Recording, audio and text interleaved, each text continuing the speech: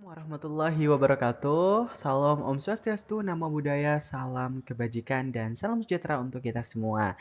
Halo teman-teman semuanya, gimana nih kabarnya hari ini? Nah, semoga selalu dalam keadaan sehat walafiat ya. Nah, pada kesempatan kali ini saya akan mempresentasikan hasil penelitian saya yang sebelumnya sudah saya lakukan di mata kuliah metodologi penelitian kualitatif. Baik, adapun judul dari penelitian saya yaitu makna pengelolaan keuangan harian mahasiswa akuntansi studi fenomenologi. Nah, dengan saya Hendro Elban Ansori dengan NIM A1C023167.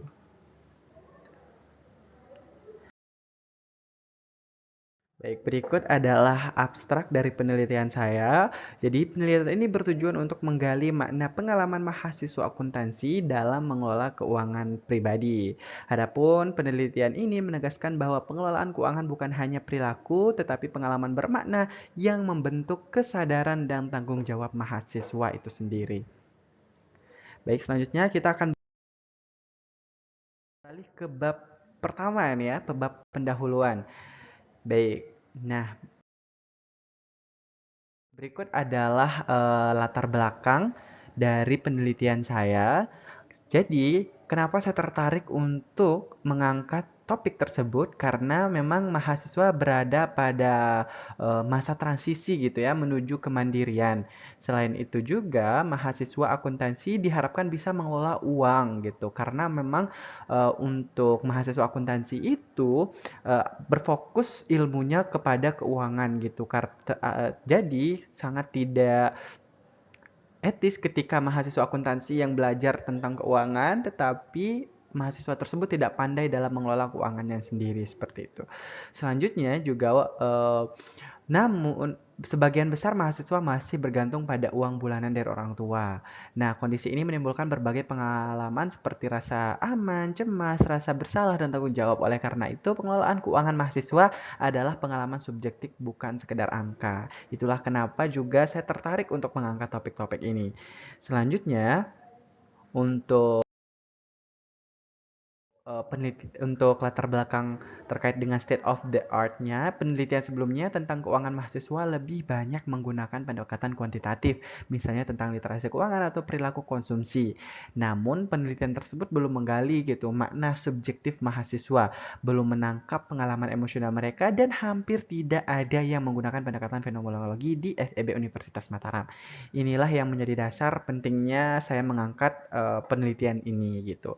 Nah, selanjutnya untuk kebaruan penelitian ini terletak pada penggunaan pendekatan fenomenologi untuk memahami pengalaman hidup mahasiswa. Penelitian ini menggali noema, noesis, intensionalitas, dan esensi pengalaman mahasiswa itu sendiri terhadap uang, khususnya mahasiswa akuntansi. Selain itu, penelitian ini mengambil konteks lokal, yaitu mahasiswa akuntansi FEB Unram yang belum banyak diteliti secara fenomenologis.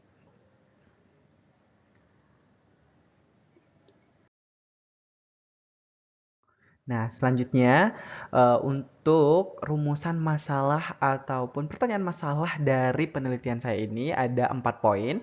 Yang pertama, bagaimana sih mahasiswa akuntansi itu memaknai pengelolaan keuangan pribadinya? Juga bagaimana pengalaman keterbatasan uang membentuk prioritas dan strategi pengeluaran, serta bagaimana kesadaran ketergantungan pada orang tua memenuhi cara pengelola uang dan apa esensi pengalaman pengelolaan keuangan mahasiswa itu sendiri. Nah, rumusan masalah ini akan menghasilkan tujuan penelitian saya yaitu mengungkap sih bagaimana subjektif pengelolaan keuangan khususnya mahasiswa akuntansi dan menjelaskan struktur kesadaran dalam penggunaan uang, mengidentifikasi strategi finansial yang muncul dari pengalaman, serta menemukan esensi fenomenologis pengalaman keuangan mahasiswa. Selanjutnya untuk metode penelitian yang saya gunakan adalah menggunakan pendekatan kualitatif dengan desain fenomenologi Husserl. Terus pendekatan ini juga berfokus pada dunia pengalaman asli dari informan, bukan sekedar perilaku yang tampak gitu. Jadi di penelitian ini kami memfokuskan pada makna kesadaran. Nah, pengalaman asli dan esensi dari uh, penelitian saya ini. Nah, untuk tekniknya sendiri saya menggunakan kertas kerja yang dimana di situ ada epoche-nya, selanjutnya ada bracketing-nya, ada noema, noesis, dan reduksi eidetiknya. Selanjutnya, untuk subjek penelitian saya di sini adalah mahasiswa akuntansi di Fakultas Ekonomi dan Bisnis Universitas Mataram. Dan juga untuk teknik pemilihan dari subjeknya yaitu saya menggunakan purposif, artinya memiliki pengalaman mengelola uang bulanan gitu. Terus juga untuk data yang saya gunakan adalah menggunakan metode wawancara mendalam, observasi verbal ataupun gestur. Nah, lokasinya ada di FEB Universitas Mataram. Selanjutnya, saya juga melakukan wawancara mendalam semi terstruktur gitu ya. Artinya saya menanyakan mulai dari hal-hal yang umum sehingga selanjutnya saya akan melakukan bracketing dan mempertanyakan lebih dalam gitu. Dan juga saya melakukan pencatatan noema dan noesis, observasi ekspresi, nada suara, gestur, dokumentasi jawaban, dan transkrip. Nah, hasil dan pembahasan. Jadi di tema satu saya membahas tentang keterbatasan uang.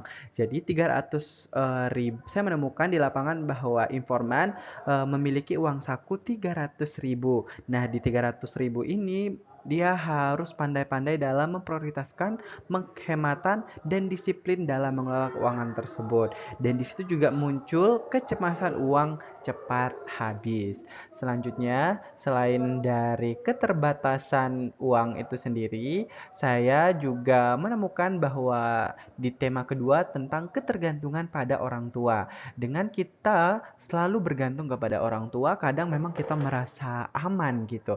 Tapi di sisi lain, usia kita semakin bertambah, usia kita semakin beranjak dewasa kayak gitu.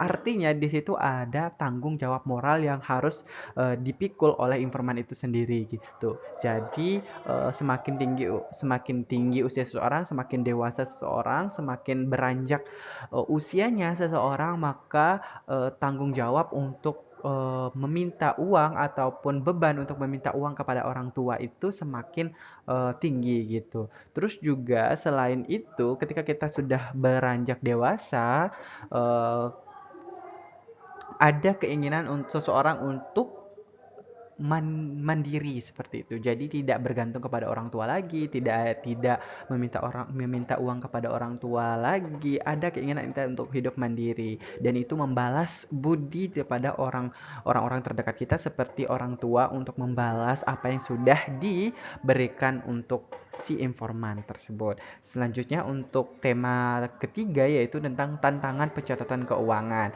Nah, jadi walaupun seorang mahasiswa, khususnya mahasiswa akuntansi yang belajar tentang keuangan dalam kehidupan sehari-hari tidak eh, serta-merta menerapkan ilmu atau teori yang sudah didapatkan di kelas diterapkan dalam kehidupan sehari-hari. Jadi ada beberapa alasan kenapa bisa hal tersebut bisa terjadi berdasarkan informasi dari informan gitu. Yang pertama tidak ada struk di warung gitu.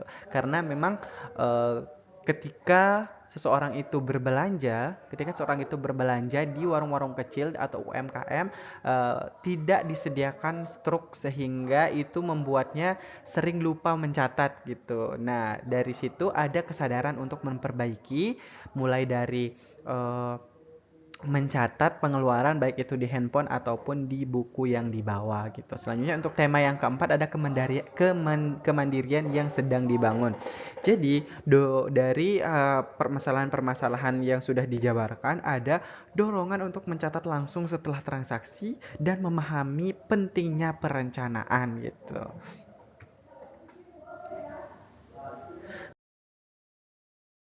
Baik, selanjutnya ke pembahasan. Pengelolaan keuangan bagi mahasiswa merupakan pengalaman emosional yang membentuk kesadaran diri dalam mengambil keputusan finansial. Keterbatasan dana membentuk pola pikir hemat dan mendorong mahasiswa untuk menentukan prioritas dengan lebih cermat. Dukungan finansial dari orang tua tidak hanya memberi rasa aman, tetapi juga menumbuhkan tanggung jawab moral dalam menggunakan uang. Proses menuju kemandirian terjadi secara bertahap melalui refleksi atas kebutuhan, keinginan, dan strategi bertahan. Pada akhirnya, uang menjadi struktur pengalaman hidup yang membentuk cara mahasiswa memahami diri, tanggung jawab, dan pilihan keuangan mereka. Nah, dari apa yang sudah dipaparkan tadi dapat ditarik kesimpulan bahwa pengelolaan keuangan bagi mahasiswa bukan sekedar aktivitas finansial, tetapi proses pemaknaan yang melibatkan tanggung jawab, kontrol diri, penentuan prioritas, serta kesadaran akan perhatian orang tua sebagai sumber dukungan. Fenomena keterbatasan dana membentuk disiplin strategi pengelolaan yang berkembang melalui pengalaman sehari-hari.